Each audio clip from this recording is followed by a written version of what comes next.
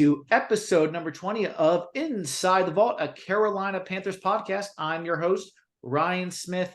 This podcast, as you know, is brought to you by the Keep Pounding Podcast Network, and you can follow us on Twitter at KPPounding_FSSN. And this podcast is ultimately powered by the Fans First Sports Network. You can follow them on Twitter at FansFirstSN. You can rate, review, and subscribe. We would love that wherever you get your podcast. And follow us also on Tobacco Road Sports Radio's YouTube channel at youtube.com/Tobacco Radio. Well, my latest guest here on Inside the Vault, if you've been with me for the previous 19 episodes, this is a little bit of a different one today, but he is actually the host of the Call Sheet podcast on Fans First Sports Network NFL channel, and he is the head football coach at Ocean City High School in New Jersey. You can follow him on Twitter at KTSmithFSSN. Coach Kevin Smith, welcome to Inside the Vault. Good to have you on. Awesome, Ryan. Yeah, appreciate it, man. Anything for a fellow Smith, you know? Hey, of course. Yes. So good. Yes. Let's just get right into it. I start with every guest. You're obviously not a Panthers fan from Charlotte directly, obviously. So this is a little bit different podcast having you on. But I know listening to the Call Sheet, you have a lot of perspective. One of your last episodes specifically talked about offensive coordinating, play calling. So we're going to get into that. But from your 4,000-foot view up in New Jersey, what have you seen from the 1-11 Panthers this season? Good, bad, or different? Just kind of start with an overview of kind of what you've seen from afar from the Carolina Panthers this year. Yeah. Well, so first, let me say this, man.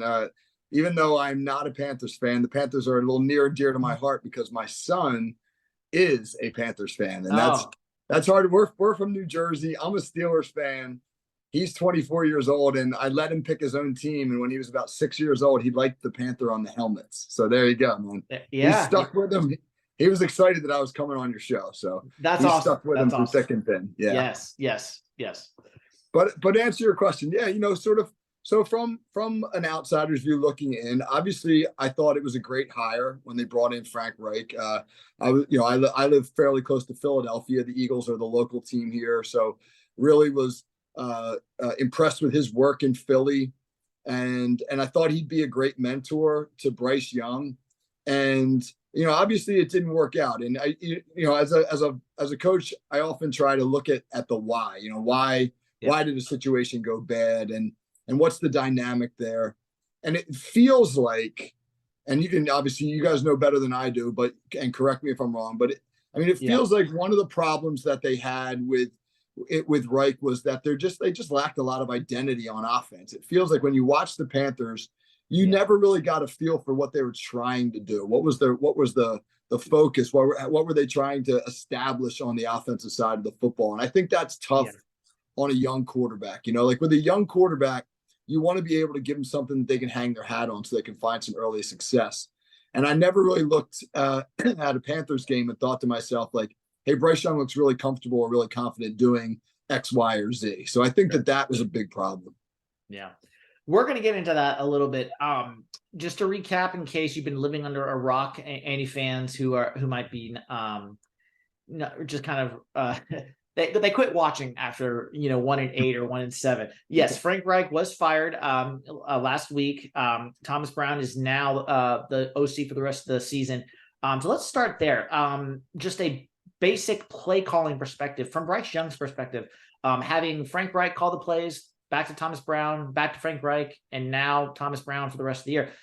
Obviously, it's just a different voice in his ear. But let's just start with the basics. How does that affect a quarterback, let alone a rookie, and Bryce Young? Right, and they also, I believe, you had Josh McCown as a quarterback's coach, and then you have Jim Caldwell, who's a senior offensive advisor, and James Campen, the O-line coach. He's been around the league a long time. A lot of voices. A lot of opinions, I'm sure. Yeah. It's funny, man, with a quarterback, right? Again, you want to simplify things. You want to try to make the game as easy as possible for them, having a unified voice so that they know that, okay, if we're running this particular route concept, right? My read progression is going to be ABC.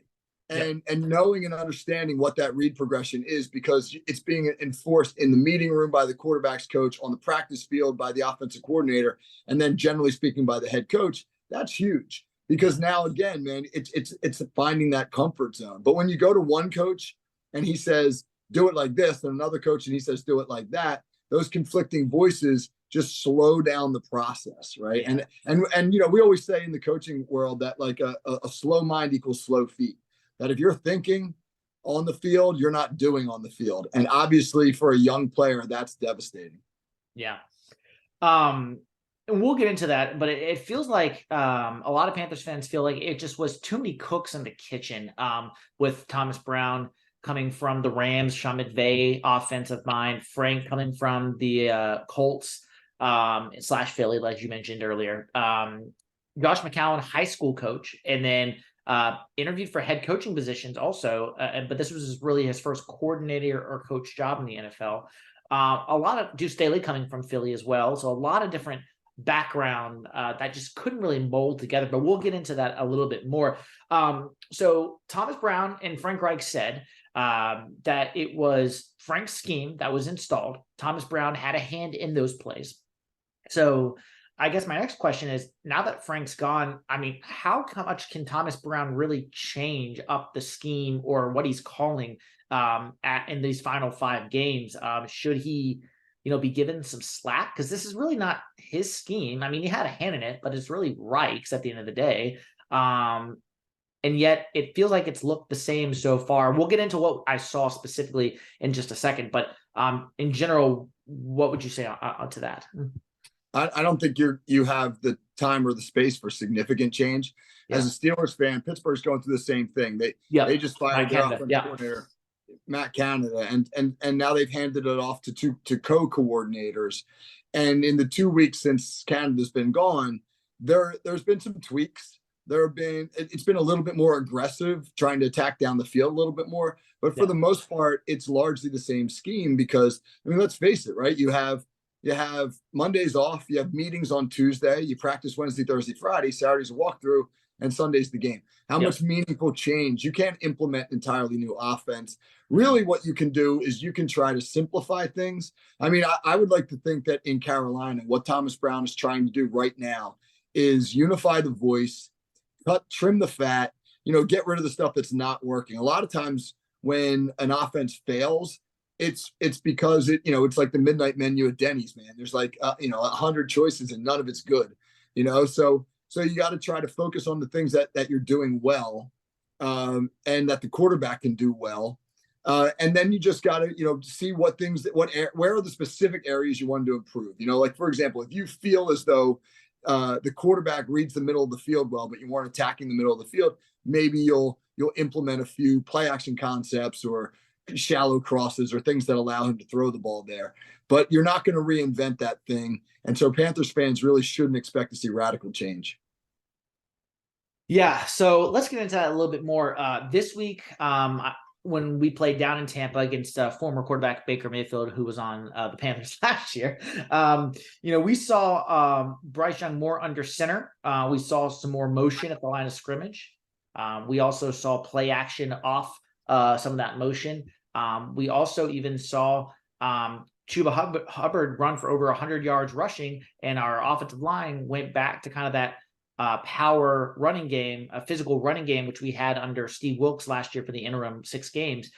This year it was more of a zone blocking scheme, which didn't really fit our own line. It felt like they were putting a square peg into a round hole and trying to make it work. So at least on this past game, our offensive line had its best game of the year run game wise, and Bryce Young looked very comfortable in play action off under center. So that's at least what I saw in this first game. But kind of go into the difference between and as basic as you can for the fans who may not be as football savvy, going under center, which is what Bryce was doing in this game more, and with play action involved, versus what he was previously doing is in the shotgun with more pistol formation, that sort of scheme.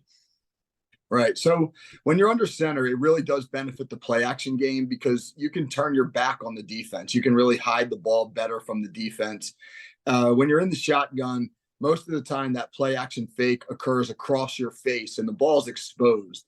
Right. So it's a little bit harder to create the disguise. If you're an athletic quarterback like Bryce Young, you might be able to create great movement off of things like a stretch concept, an outside zone concept, where you're sort of running the ball back to the back who's taking a horizontal path, really stretching those linebackers.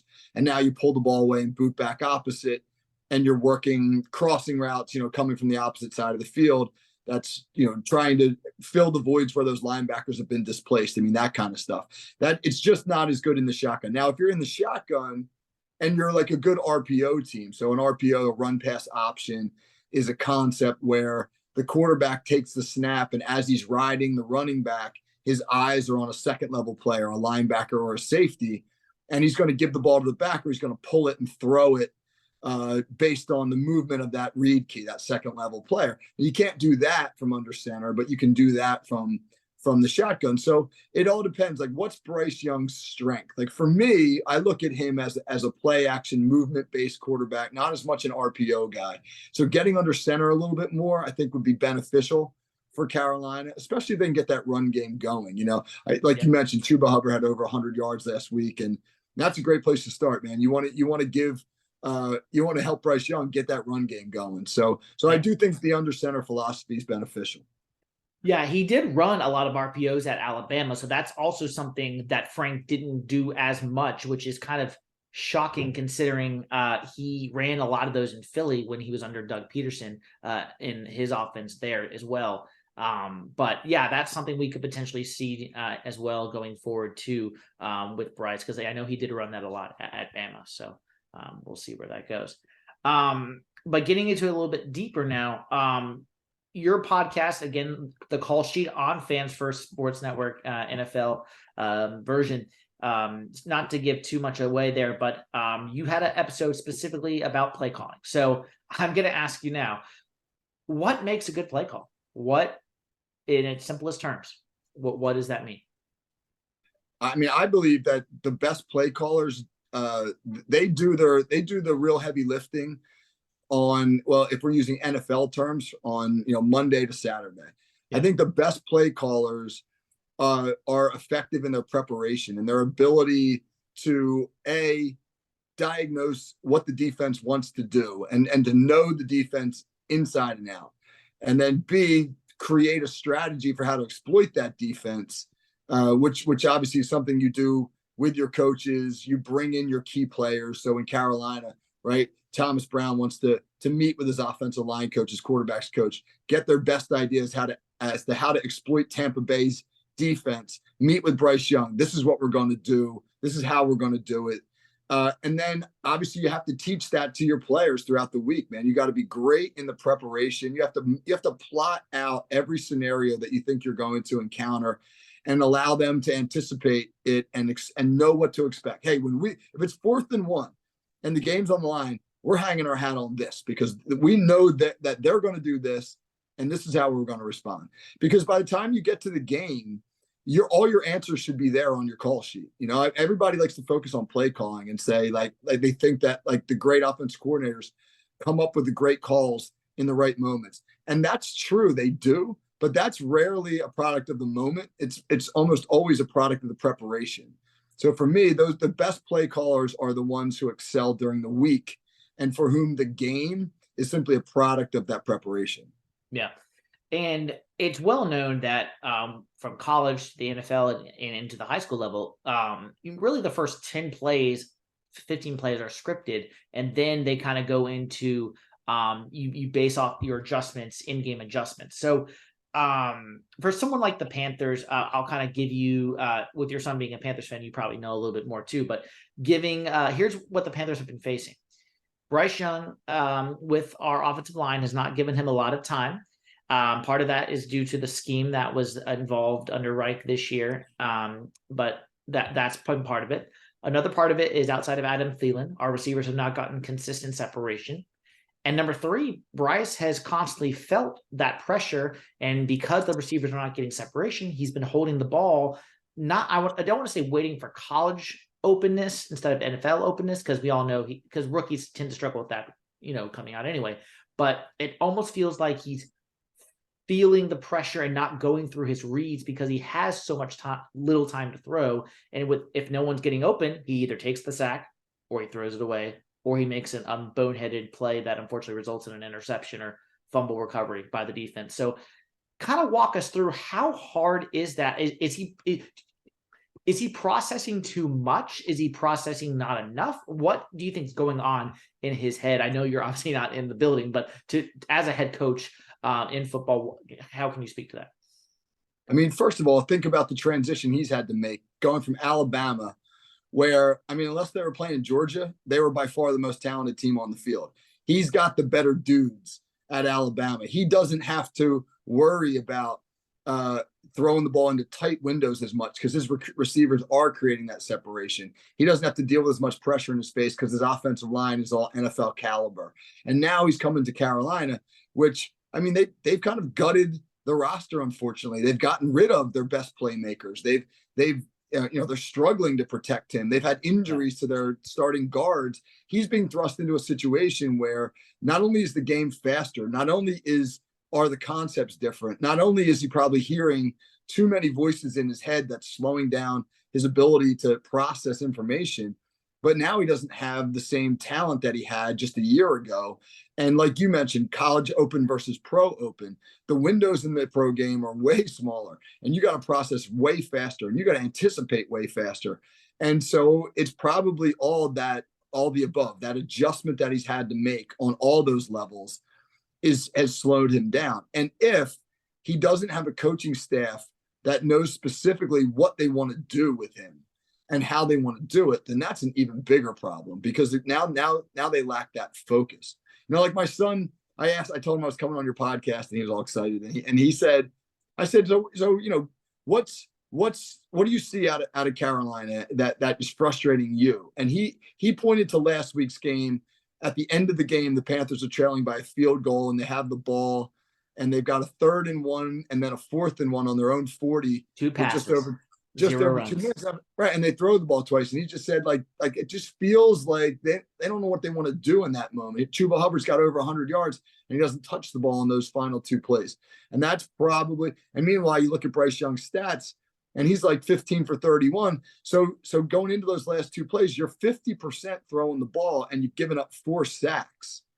Meanwhile, your running back's got over 100 yards, and you don't hand him the ball. Like, that's the stuff that probably is frustrating Panthers fans, but also frustrating Bryce Young, because in that moment, he probably doesn't know, well, what's expected of me here? I mean, like, we're leaning on the run game all game long, but now you want me to go make the big play. Now, time out for a second. I was going to get into that, so I'm glad you brought it up. Is that Thomas Brown just being an inexperienced green play caller, and he's learning on the fly? Is that part of it, you think? Is he overthinking? It could be overthinking. Sometimes as a play caller, you give too much credit to the defense. You say, like, well, hey man, the running backs rush for over 100 yards.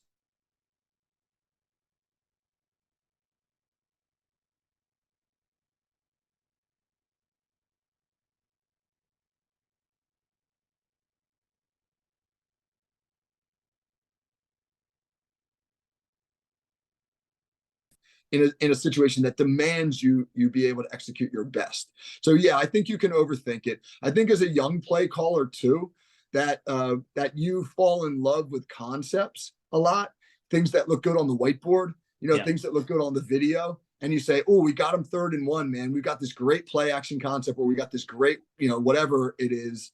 And now's the perfect time to use it, because in theory it's great. Yeah. But what's been working has been something else. Yeah. We'll come back to the nitty gritty here in just a few seconds, but being a head coach, it seems like there's a culture shift in the NFL right now when it comes to offensive play calling, or offensive head coaches and defensive head coaches. You have the stalwarts like Mike Tomlin and Mike Vrabel on the defensive side of the ball, and then you've got guys like Sean McVay, Kyle Shanahan, Andy Reid on the offensive side of the ball. In your opinion, part one, does either of them really make a difference on who's your head coach as long as you have a good play caller? Number one. And number two, it seems like teams are going more with the offensive minded coaches simply because once that defensive minded coach has a young hotshot coordinator, they lose them to a head coach, and then they don't have someone to promote them within. Right.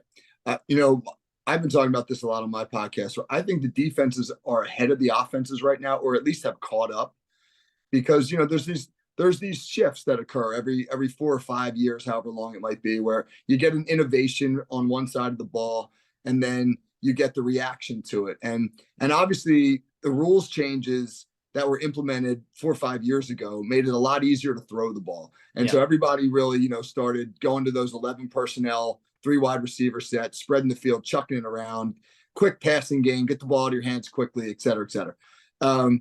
But teams could do that in part because when you look at the quarterbacks in the league 5 years ago, you had all these veterans who were tremendous players for long, long times, right? You had Brady and the Mannings and Roethlisberger and Rivers and Matt Ryan and all those guys. And I mean, you could throw the ball 40 times a game with them because they were brilliant at it. But they've all left, and they've been replaced by a bunch of young kids who are now, like we see with Bryce Young, getting thrown in the lineup right away, man. There's no you're going to sit a year. There's no like Aaron Rodgers stories where he sits behind a guy for 4 years, and a lot of them aren't ready. And so now you have these offensive-minded OCs that want to do an awful lot with their quarterbacks, but the quarterbacks are green and in many instances unprepared, and the defenses have caught up, man. I mean, when I break down film of defenses now, I'm blown away. Like I don't know. I can't tell you what coverage teams are lined up in. You look at the defense pre-snap, it's almost a guarantee that they're shifting to something else post-snap. And as a 23-year-old quarterback who probably didn't see that stuff in college, that it's challenging, man. And so I think right now that like the combination of inexperienced quarterbacks, young coordinators that might want to do maybe a little bit too much, and defensive innovation has made it really tough on the offenses. Yeah. Switching gears, I don't know if your son talked to you about this or not, but as we look to 2024, Panthers are going to hire a new coach, the 6th one in David Tepper's tenure. That's another podcast that I won't bother you with at this moment. David Tepper's ownership, but we won't talk about that right now. He fascinates me, man. He does. Anyway, let's not go down that rabbit hole. Gotcha. What do the Panthers need? I've heard everything from we need a culture builder who's a no nonsense guy like a Jim Harbaugh. I've also heard we need someone like Frank Smith from the Dolphins, who's not calling the plays for Mike McDaniel, but he's darn good on offensive mind, who can come in and he's and people are bringing up guys like Ben Johnson, Bobby Slowick, a few guys like that. But those are guys that are probably going to have options. Frank Smith is someone who doesn't strike me as going to have as many options, might slide under the radar a little bit, someone who can come in, run his version of the Shanahan system, give Bryce a quarterback-friendly offense, and surround him with playmakers, kind of like they've done with Tua there in Miami, and make him go. So what do you see is someone that David Tepper is looking to hire for 2024 and hopefully stay for a long time? Yeah. I mean, I don't know. I can't speak for David Tepper, but if I were in David Tepper's shoes and I were looking to fill that vacancy in Carolina, I would really emphasize culture, because when you've had 6 head coaches in 6 years, you've had 6 different philosophies, and you haven't had any opportunity to sort of build something that the team can hang its hat on. This is our identity. This is who we are. Well, I mean, one thing as a Steelers fan, I'm 53 years old. There've been 3 head coaches in my life in Pittsburgh. And while fans grow impatient and there's often cries for like, we need a change, we need to replace this guy, fire Mike Tomlin.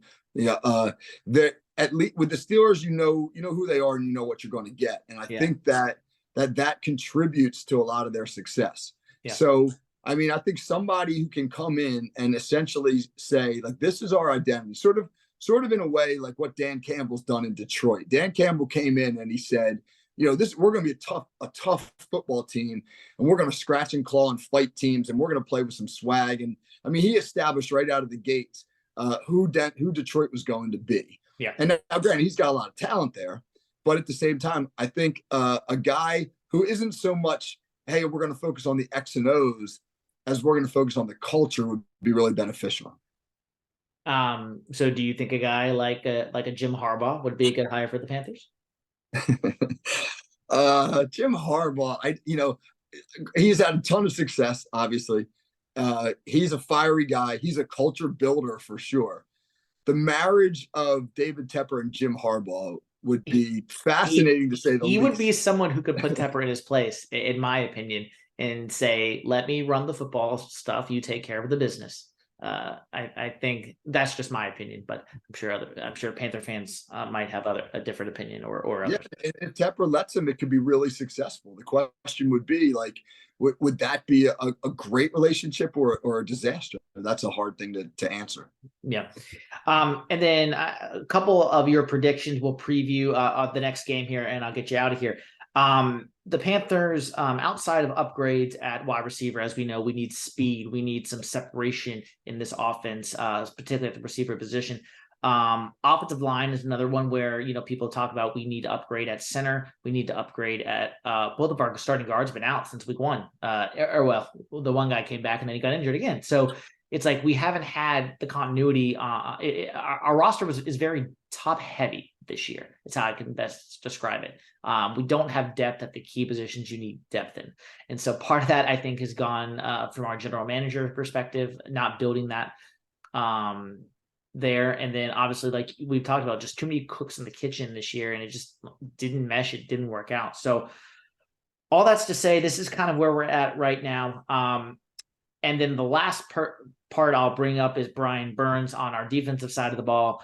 He's someone who now we know either this offseason we're going to slap the franchise tag on him or we're going to sign him and trade him. Obviously, Panther fans want us to sign him. But someone like him, who's been a team player, who's been very good at what he does and he did more of a hold in, if you will. How do you think someone like him is feeling? And what's his incentive to really sign with the Panthers? Like after the way we just treated him, like we still haven't given him a new deal. Do you think he would accept a franchise tag? I don't know how much you know on that situation, but what do you think's going through his head? I mean, if they franchise tag him, he doesn't have a lot of options. I've seen the Steelers go through that. They did it with Le'Veon Bell, and he kind of held out, but then for a while, and then reported, and it was a bad situation. Obviously, you don't want that situation. I don't know what his incentive would be to come back. I think a lot of that might depend upon who the next head coach is. Yeah. It wouldn't be a bad idea to bring in a veteran like him, a glue guy, a chemistry guy, and say, what are you looking for? I mean, include him in the process. I mean, obviously you're not going to make many promises, but to give those guys an incentive would be to give them some ownership in it, right? To essentially say, look, you're a veteran, you're a star player here, you're a guy we want to stick around. What do you want to see from a coaching perspective? Yeah. Well, 5 games left. The Steelers and Panthers are in very similar positions. Your game is on Thursday night this week, but we won't talk about that since this is a Panthers podcast. But Steelers coming up on Thursday, Panthers on Monday, or sorry, Sunday. I get my days mixed up. We are in New Orleans taking on the Saints this Sunday for our 13th game of the year. We might be facing Jameis Winston. Derek Carr is in concussion protocol, and we'll see if he gets out in time. But Panthers 2-0 against Jameis Winston when he's in a Saints uniform. Derek Carr is he's had his ups and downs this year, but less about the game against the Saints specifically. What do you want to see? What does your son want to see this Sunday when the Panthers head down to New Orleans with their 1-11 record against the Saints? What do we need? What do we need to see out of the Panthers this Sunday? Well, I think like last week, you want to see him compete. I mean, they were competitive to the end last week. Obviously, you got to hope you get the old Jameis Winston who turned the ball over, like it was his job. And I think the Panthers are last in the NFL in turnover ratio, or one of the last. Yeah, one of the last. I mean, Jameis Winston's been better later in his career at protecting the football, but obviously early in his career, he was a turnover machine. So, I mean, if they're opportunistic, I mean, a big thing for a struggling team is if you create turnovers, you got to cash in, because momentum with struggling teams is a huge deal. You create a turnover early, you turn it into 6 points, you get some confidence, and now all of a sudden you start to play with a different energy. I think that would be big. A quick start, maybe an early turnover, something along those lines. Let Carolina play from ahead. I read that they have been behind, or they've only Bryce Young has only played with the lead for 18% of the time this season. Yeah, not a lot of complimentary football. We had the lead for all of about 25 seconds in the Bucs game before Mike Evans caught a 75-yard touchdown pass. So yeah, not a lot of complimentary football being played in Charlotte this season. So take that burden off him, man. Get out fast, right? And let him play from ahead and let him feel a little bit more confident than all the pressure's on me. I got to make stuff happen to bring us back from another deficit. That would be huge. Yeah.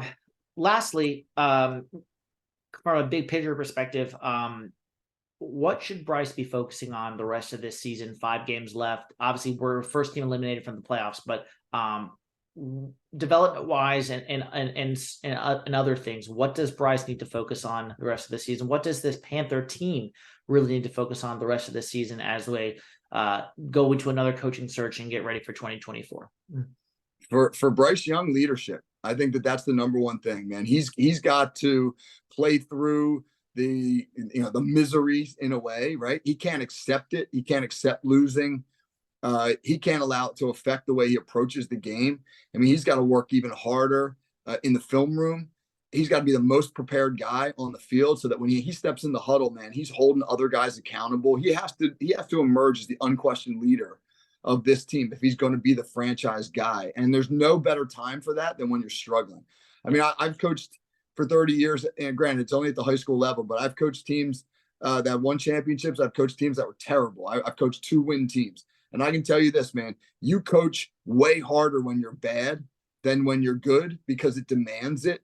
And you demand more out of your best players when you're bad than when you're good because they're the only ones that can hold the team together. So honestly, if I were a Panther fan, I would want to see Bryce Young be a great leader over the next 5 weeks to establish himself as, the man going forward in Carolina. Awesome. Well, that seems like a great place to end it. As I said at the top, my guest today has been Ocean City football high school head coach Kevin Smith. He's also the host of the Call Sheet podcast on Fans First Sports Network NFL channel. You can find him there wherever you get your podcast. Kevin, thanks so much for coming on here on Inside the Vault, and thanks for spending some time with us here today. Yeah, man, I appreciate it. It was fun. Go Panthers. Yes, go Panthers. All right, and that will wrap up episode number 20 here on Inside the Vault. My name is Ryan Smith. Rate, review, subscribe wherever you get your podcast, and we will see you next time.